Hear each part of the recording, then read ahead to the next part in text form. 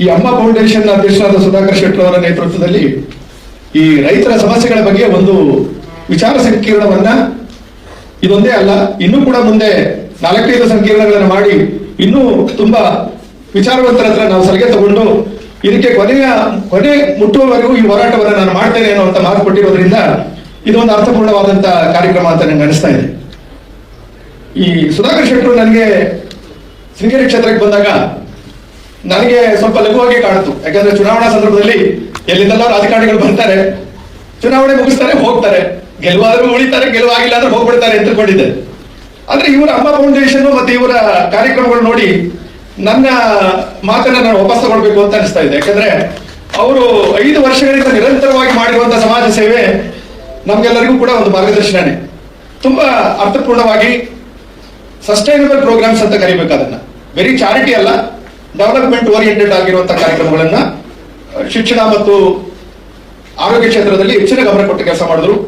ಸಮಾಜದ ಕಟ್ಟಕಡೆಯ ಜನರಿಗೂ ಕೂಡ ಅವಶ್ಯಕತೆಗೆ ತಕ್ಕಂತೆ ಅವರ ಮೂಲಭೂತ ಸೌಕರ್ಯಗಳಿರ್ಬೋದು, ಬೇರೆ ಕಾರ್ಯಕ್ರಮಗಳು ಕೂಡ ಸಹಾಯ ಮಾಡೋದಕ್ಕೆ ನಾನು ನೋಡಿದ್ದೇನೆ. ಈ ಕೃಷಿ ಆಧಾರಿತವಾದಂತ ಜೀವನವನ್ನು ನಡೆಸುವಂತ ಮಲೆನಾಡಿಗರ ಸಮಸ್ಯೆಗಳಿಗೆ ಸಾಕಷ್ಟು ಹೋರಾಟಗಳು ಇತ್ತೀಚಿನ ದಿನಗಳಲ್ಲಿ ನಡೀತಾ ಇದೆ. ಪ್ರತಿದಿನವೂ ಕೂಡ ನಾವು ಪತ್ರಿಕಾ ಮಾಧ್ಯಮ, ಸೋಷಿಯಲ್ ಮೀಡಿಯಾಗಳಲ್ಲಿ ಮತ್ತು ಬೀದಿಗಳಲ್ಲಿ ಕಾರ್ಯಕ್ರಮಗಳನ್ನ ನೋಡ್ತಾ ಇದ್ದೇವೆ. ಯುವಕರ ಒಂದು ಪಡೆ ನಿರಂತರವಾಗಿ ಹೋರಾಟದಲ್ಲಿ, ಈಗ ಅರವಿಂದ್ ಅವರು ತರ ಮಾತಾಡುವಂತದ್ದು 1980ರಲ್ಲಿ ಈ ವೇದಿಕೆಯಲ್ಲಿ ಕೂತವರೆಲ್ಲ ನಾವು ಕೂಡ ಇಷ್ಟು ಜೋರಾಗಿನೇ ಮಾತಾಡ್ತಿದ್ದು. ರೈತರ ಹೋರಾಟಗಳು ಅಂತ ಹೇಳಿದ್ರೆ ಏನು ಅರಣ್ಯ ಇಲಾಖೆಯವರನ್ನ ಯಾವ ರೀತಿ ಬೈಲಿಕ್ಕೆ ಸಾಧ್ಯ ಇದೆ, ಏನು ಪದಗಳು ಬಳಸಬೇಕು ಅದೆಲ್ಲನೂ ಬಳಸಿ ನಾವು ಬೈದಿದ್ದು ಇದೆ. ನನಗೆ 1980ರಿಂದ ನಾನು ಸಾರ್ವಜನಿಕ ಜೀವನಕ್ಕೆ ಬಂದಿರೋದು. ಆ 80ರ ಕಾಲದಲ್ಲಿದ್ದಂತ ರೈತ ಸಮಸ್ಯೆಗಳೇ ಬೇರೆ ಇತ್ತು.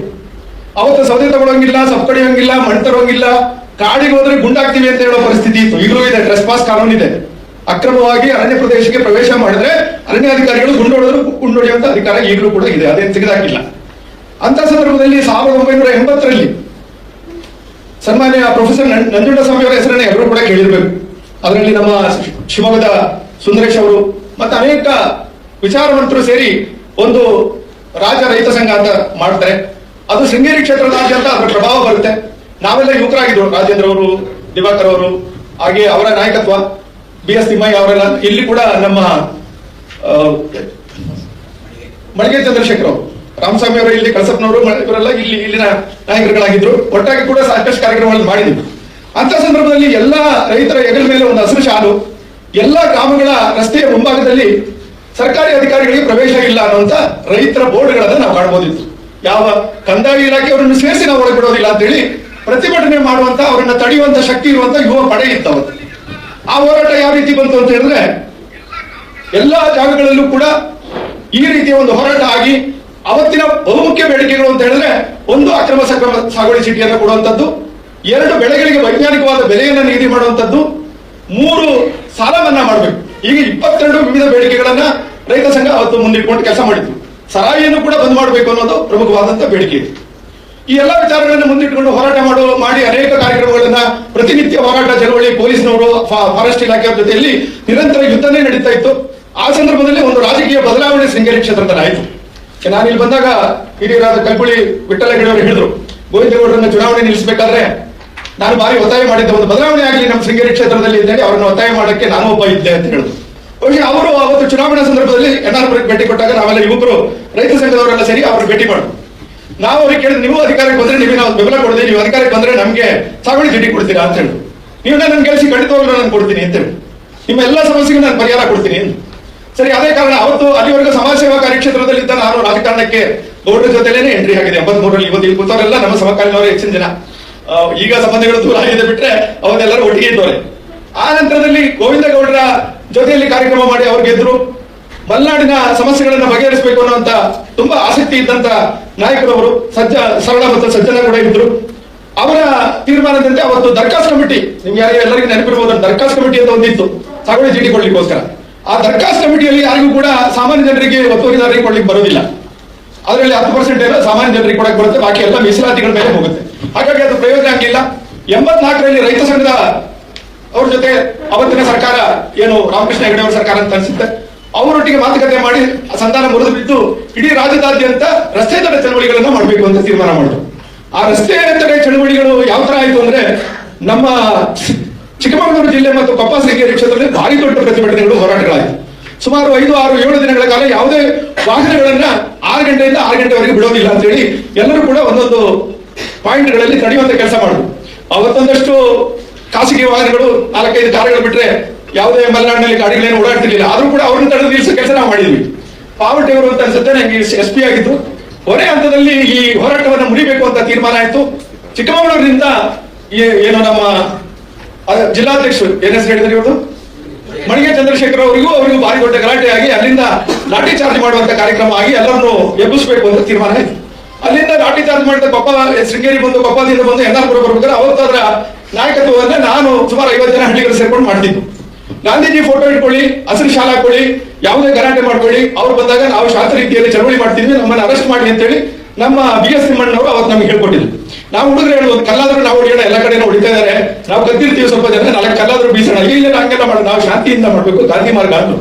ಅವ್ರು ಬಂದು ಸುತ್ತುವರೆದು ನಮ್ಗೆ ಹೊಡೆದಿದ್ದೆ ಹೆಂಗೆ ಅಂತ ಹೇಳಿದ್ರೆ ದನಗಳಿಗೆ ಹೊಡೆಯೋ ರೀತಿಯಲ್ಲಿ ಹೊಡೆದು. ಅದು ಯಾವ ರೀತಿ ತಲೆಗೆ ಪೆಟ್ಟಾದವರು, ಕಣ್ಣು ಹೋದವರು, ಕಿವಿ ಹೋದವರು, ಸಿಕ್ಕಾಪಟ್ಟೆ ಗಾಯ, ರಕ್ತನೇ ಹರಿದು ಬಿಡುದು. ಈ ಪೊಲೀಸ್ನವರು ಮತ್ತೆ ಈ ಫಾರೆಸ್ಟ್ನವರು ಎಷ್ಟು ದೌರ್ಜನ್ಯ ಮಾಡ್ತಾರೆ ಅಂತ ಹೇಳಿದ್ರೆ, ಹಸಿರು ಶಾಲು, ಗಾಂಧೀಜಿ ಫೋಟೋ, ಈ ರೈತರು ಬೆಟ್ಟ ತಿಂದಂತ ಬಿಟ್ಟೋದಂತ ಚಪ್ಪಲಿ ಎಲ್ಲ ಕೂಡಾಕ್ಬಿಟ್ಟು ಅದ್ರ ಸುತ್ತ ನಿಂತು ನೃತ್ಯ ಮಾಡಿದ್ರು, ಡ್ಯಾನ್ಸ್ ಮಾಡಿದ್ರೆ ನಾನು ತಪ್ಪಿಸ್ಕೊಂಡು ಓಡೋಗಿ ಹೊರಗಡೆ ನಿಂತು ನೋಡ್ಬೇಕಾದ್ರೆ ಮೈಯಲ್ಲೆಲ್ಲ ಗಾಯ ಇದ್ರು ಕೂಡ ನೋಡ್ಬೇಕಾದ್ರೆ ಡ್ಯಾನ್ಸ್ ಮಾಡ್ಕೊಂಡು ಕೇಕೆ ಹಾಕ್ತಾ ಹೋದ್ರು. ನಂತರ ಗೋವಿಂದಗೌಡರಿಗೆ ಅದು ವಿಷಯ ಬಂದ ಕೂಡಲೇ ತಕ್ಷಣ NR-ಪುರಕ್ಕೆ ಬಂದ್ರು.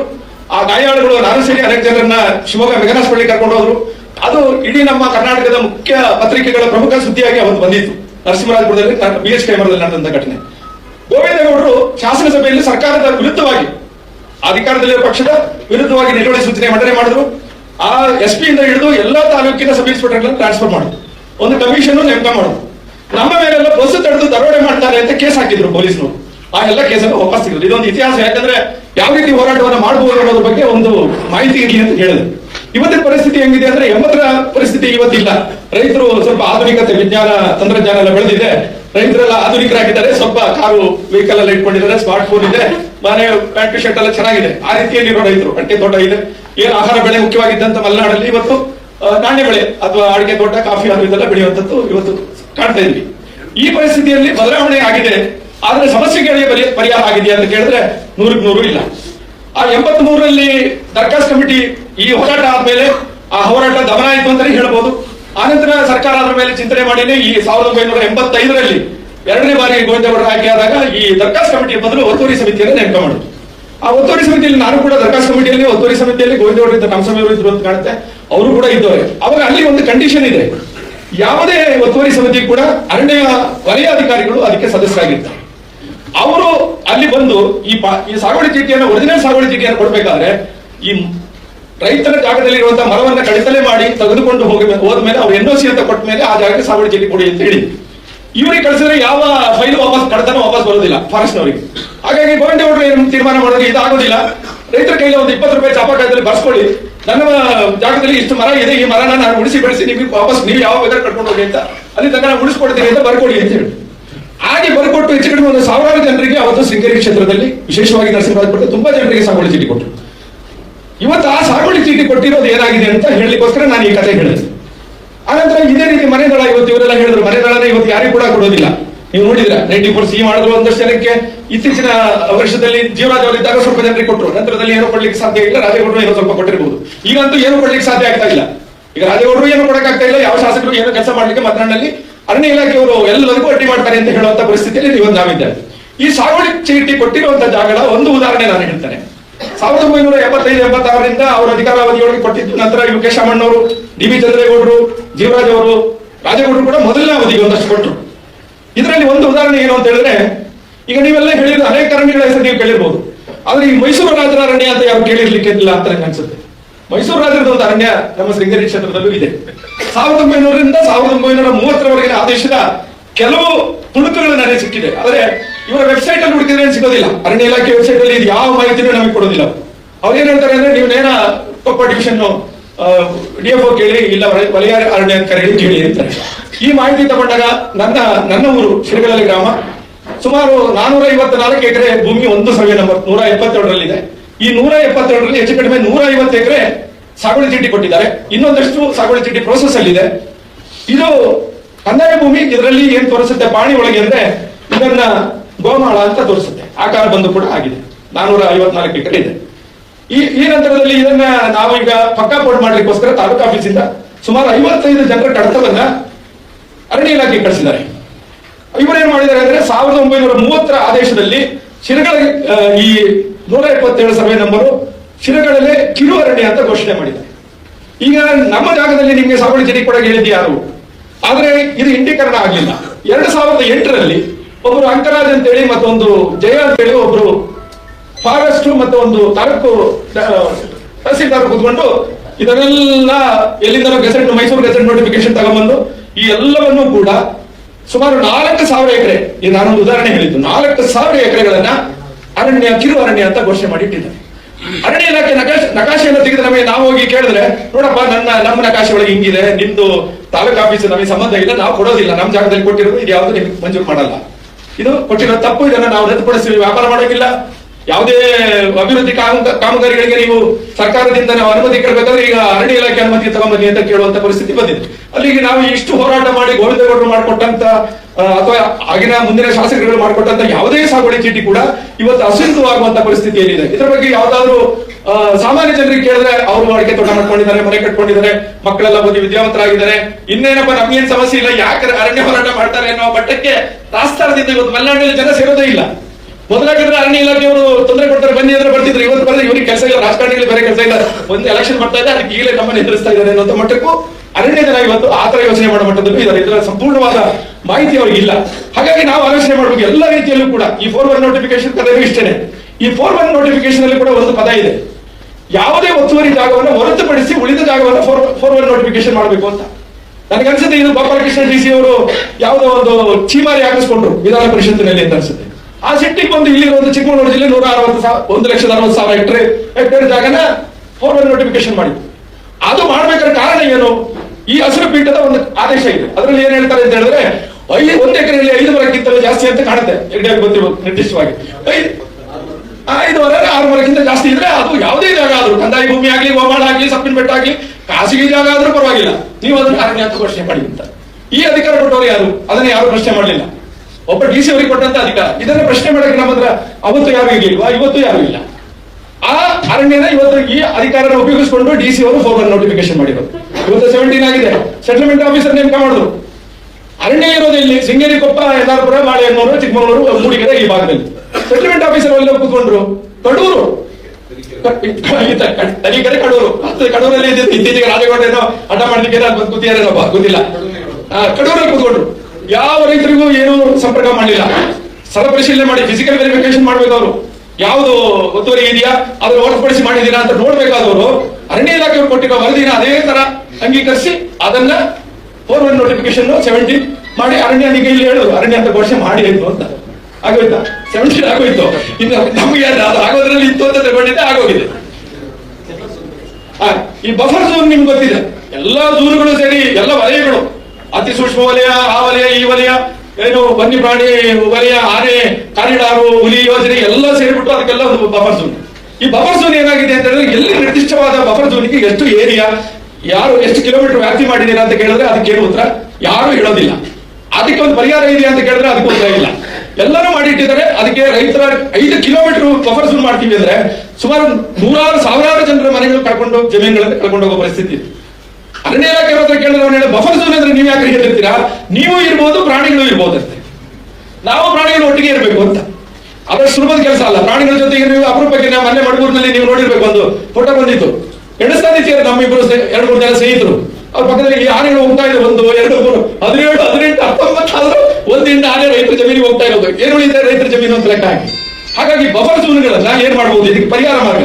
ಇನ್ನೊಂದು, ನೀವು ಇತ್ತೀಚೆಗೆ ಬಂದಂತ ಹೊಸ ಕಾನೂನು, ಪಟ್ಟಣ ಪಂಚಾಯತಿ ವ್ಯಾಪ್ತಿಯಿಂದ 5 ಕಿಲೋಮೀಟರ್ ಹಸಿರು ವಲಯ ಅಂತ ಮಾಡಿದ್ದಾರೆ.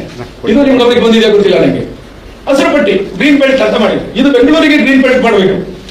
ನಾವು ಪಟ್ಟಣ ಪಂಚಾಯತಿ ನಮ್ಮ ಕೊಪ್ಪಕ್ಕೆ 5 ಕಿಲೋಮೀಟರ್ ಹಸಿರು ಪಟ್ಟಿ ಮಾಡಿದ್ರೆ ನಾವು ಏನೇನು ಅಭಿವೃದ್ಧಿ ಕೆಲಸ ಮಾಡೋಕ್ಕಾಗುತ್ತೆ, ವಾಸ ಮಾಡಕ್ಕೆ ಸಾಧ್ಯ ಉಂಟು. ಇದೀಗ ಹೊಸದಾಗಿ ಬಂದಿದೆ, 5 ಕಿಲೋಮೀಟರ್ ಮಾಡಿದ್ದಾರೆ. ರೇಡಿಯಲ್ ಡಿಸ್ಟೆನ್ಸ್ ಇದು. ಮತ್ತೆ ಈಗ ನಡ್ಕೊಂಡ್ ಬರೋದಲ್ಲ, ಕೈಮರ ಸುತ್ತಿ ಏನಾದ್ರೆ ಈ ಕಡೆ ಬರೋದಲ್ಲ, ನೇರ ಬಂದ್ಬಿಡುತ್ತೆ ಅಳತೆ. ಆ ತರದ ಒಂದು ಕಾನೂನು ಮಾಡಿಟ್ಟಿದ್ದಾರೆ. ಇದನ್ನ ಅರ್ಥ ಮಾಡ್ಕೋಬೇಕು. ಇದೆಲ್ಲ ಕಾನೂನುಗಳು ಬಂದ ಮೇಲೆ ಇನ್ನು ರೈತರಿಗೆ ಉಳಿಲಿಕ್ಕೆ ಏನ್ ಮಾರ್ಗ ಇದೆ? ಹೋರಾಟ ಮಾಡೋಣ ಅಂತ ಹೇಳಿದ್ರೆ ಸೀಮಿತವಾದ ಒಂದು ಸಂಘಟನೆ, ಎಲ್ಲೋ ಒಂದಷ್ಟು ಜನ ನಾವು ಪಕ್ಷ ಪಾರ್ಟಿ ಆ ಸಂಘಟನೆ ಈ ಸಂಘಟನೆ ಈ ತರ ಭೇದ ಭಾವಗಳು ನಮ್ಮಲ್ಲೂ ಇದೆ. ಎಲ್ಲರೂ ಒಟ್ಟಾಗಿ ಮಾಡ್ಲಿಕ್ಕೆ ಅನೇಕ ಕಾರಣಗಳು ಅಡೆತಡೆಗಳು ಬರ್ಬೋದು. ಕೇಂದ್ರ ಸರ್ಕಾರ ರಾಜ್ಯ ಸರ್ಕಾರದ ಮೇಲೆ ಒಟ್ಟು ಮಾಡಬಹುದು, ರಾಜ್ಯ ಸರ್ಕಾರ ಕೇಂದ್ರ ಸರ್ಕಾರದ ಮೇಲೆ ಹೇಳಬಹುದು. ಆದ್ರೆ ರೈತರ ಸಮಸ್ಯೆಗೆ ಪರಿಹಾರ ಹುಡುಕ್ಬೇಕು ಅಂದ್ರೆ ನಾವೆಲ್ಲ ಒಟ್ಟಾಗಿ ಈ ಸಮಸ್ಯೆನ ಅರ್ಥ ಮಾಡ್ಕೊಂಡಿರ್ಬೇಕು. ನಾನು ಈ ಮಗಗಳ ಬಗ್ಗೆ ಎಲ್ಲ ಹೇಳಿದಾಗ ನಂಗೆ ಆಶ್ಚರ್ಯ ಆಗುತ್ತೆ. ನನ್ನ ಮನೆಯೊಳಗೆ ಸಮೇತ ಮಗ ಬರುತ್ತೆ. ಮೊದಲು ತೆಂಗಿನಕಾಯಿ ಕೀಳ್ತಿರ್ಲಿಲ್ಲ, ಈ ತೆಂಗಿನಕಾಯಿ ಏನು ಬಿಡಲ್ಲ. ಅದು ಸಾವಿರಾರು ಮಗಗಳಿಗೆ ಹಿಂಡೆ. ಇನ್ನು ನಾವು ಕದ್ದು ಮುಚ್ಚಿ ಒಂದು ಗುಂಡಾರಿಸ್ತೀವಿ, ಮುಗಿತು. ಗುಂಡಾರಿಸಿದ್ರು ಕೂಡ ಅದೆಲ್ಲರೂ ಗೊತ್ತಾಯ್ತು ನಮ್ಗೆ. ಆ ಪರಿಸ್ಥಿತಿ ಉಂಟು. ಅದು ಮಾಡಕ್ಕಾಗಲ್ಲ. ಹತ್ತಿಗಳು, ನವಿಲು, ಕಾಡು ಕುರಿ, ಈ ಸಣ್ಣ ಸಣ್ಣ ಜಿಂಕೆಗಳು ಕೂಡ ನಮ್ಮ ತೋಟದಲ್ಲಿ ದಿನನಿತ್ಯ ನೀವು ಕಾಣ್ಬೋದು. ದಿನನಿತ್ಯ ಇದೆ. ನವಿಲುಗಳಂತೂ ಹಿಂಡಾಗಿ ಬಂದು ಹೋಗುತ್ತೆ. ಏನು ಮಾಡಕ್ಕಿಲ್ಲ, ಬರ್ಲಿ, ಏನ್ ತೊಂದರೆ ಇಲ್ಲ. ಈ ಆಹಾರ ಸರಪಳಿ ಅಂತ ಒಂದು ಸಿದ್ಧಾಂತ ಇದೆ. ನಾವೆಲ್ಲ ಚಿಕ್ಕ ವಯಸ್ಸಲ್ಲಿ ಶಾಲೆಗಳಲ್ಲಿ ಓದಿದ್ದು, ಒಂದು ಪ್ರಾಣಿಯನ್ನು ತಿಂದು ಬದುಕುವುದು ಅಂತೇಳಿ. ಈ ಆಹಾರ ಸರಪಳಿಯ ಮಿತಿ ಇವತ್ತೇನಾಗಿದೆ, ಈ ಸಸ್ಯಾಹಾರಿ ಪ್ರಾಣಿಗಳು ಸಿಕ್ಕಾಪಟ್ಟೆ ಜಾಸ್ತಿ ಆದ್ರೆ ಇಡೀ ಕಾಡಿನ ನಾಶ ಆಗುತ್ತೆ. ಅದ್ರ ಬಗ್ಗೆ ನೀವು ಅಧ್ಯಯನ ಮಾಡಿ ಗೊತ್ತಾಗುತ್ತೆ ನಿಮಗೆ. ಯಾಕಂದ್ರೆ ಆನೆನ ಯಾವ ಪ್ರಾಣಿ ಹಿಡಿದು ತಿನ್ನೋದಿಲ್ಲ. ಅದು ಸತತ ಇವ್ರು ಹೇಳಿದಂಗೆ 1000ಕ್ಕಿಂತ ಜಾಸ್ತಿ ಆಗಿದೆ, 1000 ಗಟ್ಟಲೆ ಆಗಿದೆ. ಅದು ಇನ್ನೂ ಒಂದು 10 ವರ್ಷ ಬಿಟ್ಟರೆ ಇನ್ನೂ ಸಿಕ್ಕಾಪಟ್ಟೆ ಒಳ್ಳೆಯದು. ಅದಕ್ಕೆ ಅಲ್ಲಿ ಕಾಡಲ್ಲಿ ಆಹಾರ ಸಿಗಲ್ಲ, ಅದು ಊರಿಗೆ ಬರುತ್ತೆ. ಊರು ಬಿಟ್ಟು ಮತ್ತೆ ಇನ್ನು ಪಟ್ಟಣಕ್ಕೆ ಹೋಗ್ಬೋದು. ಹಾಗಾಗಿ ಇದಕ್ಕೆ ಪರಿಹಾರ ಹುಡುಕೋದು ಅಂದ್ರೆ ಏನು, ನಾನು ಒಂದು 2-3 ವಿಷಯಗಳನ್ನ ಒಂದು ನಿಮಿಷ ಮಾತಾಡ್ಬಿಡ್ತೀನಿ. ಒಂದು ನನಗೆ ಅನ್ಸುತ್ತೆ, ಈ ಜನರನ್ನ ನಾವು ಸಂಘಟನೆ ಮಾಡೋದು ಭಾರಿ ಮುಖ್ಯ. ಈ ಸಮಸ್ಯೆಗಳನ್ನ ಜನರಿಗೆ ಅರ್ಥ ಮಾಡಿ ಒಂದು ಗ್ರಾಮೀಣ ಮಟ್ಟದಲ್ಲಿ ಒಂದು ಜನರ ಒಂದು ಜಾಗೃತಿ ಮೂಡಿರುವಂತ ಒಂದು ಗುಂಪನ್ನ ಅಲ್ಲಿ ಒಂದು ಅರಣ್ಯ ಸಮಿತಿಗಳನ್ನ ನಾವು ರಚನೆ ಮಾಡಬೇಕು. ಅರಣ್ಯ ವಿರೋಧವಾದಂತ ಒಂದು ಸಮಿತಿಗಳನ್ನ ರಚನೆ ಮಾಡಿದಾಗ ಅವರ ಮುಖಾಂತರ ನಾವು ಹೋರಾಟಕ್ಕೆ ಹೋಗಿ ಬೇಸಿಲ್ಲ ನಮ್ಗೆ ಇಲ್ಲ ಅಂದ್ರೆ ನಾವು ಮೈ ಕಟ್ಟಿಕೊಂಡ್ರೆ ಯಾರು ಬರಕ್ ರೆಡಿ ಇಲ್ಲ. ಯಾಕಂದ್ರೆ ಜನರನ್ನ ನಾವು ಸಮಿತಿಗಳನ್ನ ರಚನೆ ಮಾಡಬೇಕು.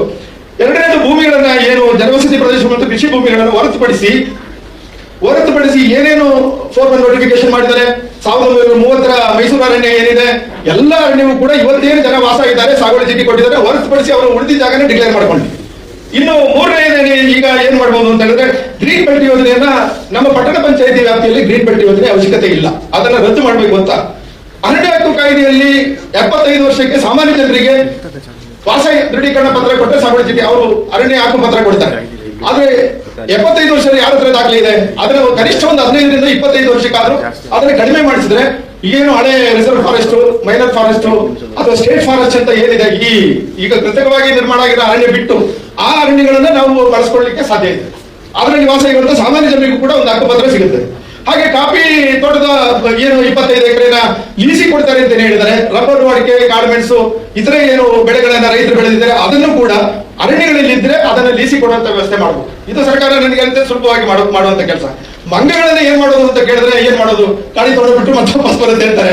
ಇದನ್ನೆಲ್ಲ ಏನ್ ಮಾಡೋದು ಅಂತ ಹೇಳಿದ್ರೆ ನೀವು ಹೇಳಿದಂಗೆ ಇವರು ಯಾರು ಹೇಳಿದ್ರಲ್ಲ, ಅದಕ್ಕೆಲ್ಲ ಏನ್ ಪರಿಹಾರ ಅಂದ್ರೆ ನಾವು ಅಲ್ಲಿಯವರೇ ಅದಕ್ಕೆಲ್ಲ ಪರಿಹಾರ ಕಂಡುಹಿಡಿಯಬೇಕು. ಇದಕ್ಕೆಲ್ಲ ಕಾನೂನನ್ನ ಎದುರ್ಕೊಂಡಿದ್ರೆ ನಾವು ಬದುಕಲಿಕ್ಕೆ ಆಗಲ್ಲ. ಈ ಆನೆ ಸಾಯಿಸೋದು 5-6 ಜನ ಈಗಾಗಲೇ 12 ಸತ್ತೋದು, ಅವತ್ತು ಭಾರಿ ದೊಡ್ಡ ಸಂಖ್ಯೆಯಲ್ಲಿ ಜನ ಸೇರಿದ್ರು. ಸಂಘಟಿತರಾಗಿರೋದು ಒಂದು ಇಶ್ಯೂ ಮೇಲೆ ಸಂಘಟಿತರಾದವರು ಇಟ್ಕೊಂಡು ಕೆಲಸ ಮಾಡಕ್ಕಾಗಲ್ಲ. ಒಂದು ಸಿದ್ಧಾಂತದ ಮೇಲೆ ಒಂದು ಹೋರಾಟದ ಮುಖಾಂತರ ಸಂಘಟನೆ ಮಾಡಿದ್ರೆ ಅದು ಸಸ್ಟೈನಬಲ್ ಆಗುತ್ತೆ. ಹಾಗಾಗಿ ಸಂಘಟನೆಯನ್ನ ಈ ರೀತಿಯ ಕಾರ್ಯಕ್ರಮಗಳು ಬಂದಾಗ ಇನ್ನು ಮುಂದೆ ಜೀವ ಹಾನಿ ಆಗಲಿ ಬೆಳೆ ಹಾನಿ ಆಗಲಿ ಸಂಭವಿಸಿದ್ರೆ ಇಡೀ ನಮ್ಮ ಶೃಂಗೇರಿ ಕ್ಷೇತ್ರನ ನಾನು ಮೊದಲು ಹೇಳಿದಾಗ ರಸ್ತೆ ತಡೆನೋ ಅಥವಾ ಬಂದ್ ಮಾಡುವಂತ ರಸ್ತೆ ತಡೆನೇ ಮಾಡ್ಬೇಕು. ಯಾಕಂದ್ರೆ ಸರ್ಕಾರದ ಸಂಘರ್ಷಕ್ಕೆ ಇಳಿಯಿದರೆ ನಮ್ಮನ್ನವರು ಮನುಷ್ಯರನ್ನ ಕಾಡಿನ ಒಂದು ಭಾಗ, ಹಳ್ಳಿಯಲ್ಲಿರುವಂತ ಮನುಷ್ಯರು ಕೂಡ ಕಾಡಿನ ಒಂದು ಭಾಗ, ಆ ಭಾಗವಾಗಿ ನಾವು ಇರ್ಬೇಕು ಅಂತ ಹೇಳಿದ್ರೆ ಹಳ್ಳಿಯ ನೇರವಾಗಿ ಈ ಏನು ಸರ್ಕಾರದ ಜೊತೆ ಹೋರಾಟಕ್ಕೆ ಇಳಿಯುವಂತ ಪರಿಸ್ಥಿತಿಗೆ ನಾವು ಹೋದ್ರೆ ಮಾತ್ರ ಮುಂದೆ ಒಳ್ಳೇದಾಗ್ಲಿಕ್ಕೆ ಸಾಧ್ಯ ಅಂತ ಹೇಳಿ ಈ ಒಂದು ಅವಕಾಶ ಮಾಡಿಕೊಟ್ಟರೆ ಸಮಯ ಜಾಸ್ತಿ ಆಗಿದೆ, ಕ್ಷಮೆ ಇರಲಿ. ಜಾಸ್ತಿ ಮಾತಾಡ್ಲಿಕ್ಕೆ ತುಂಬಾ 45 ವರ್ಷಗಳ ಅನುಭವ ಇರೋದ್ರಿಂದ ಸಮಸ್ಯೆ ಆಯಿತು. ಶೆಟ್ರು 2-8 ನಿಮಿಷ ಮಾತಾಡಿದ್ರು. ನಾನಾದ್ರೆ ಸ್ವಲ್ಪ ಸಂಕ್ಷಿಪ್ತವಾಗಿ ಬರ್ಕೊಂಡು ಬಂದಿದ್ದೆ, ಅದನ್ನೇ ಕೊಟ್ಟು ಹೋಗ್ತೀನಿ. ಹಾಗಾಗಿ ತಮ್ಗೆಲ್ಲರಿಗೂ ಕೂಡ ಮನಸ್ಸಿ ನಾನು ಮಾತಾಡ ಮುಗಿಸ್ತೀನಿ.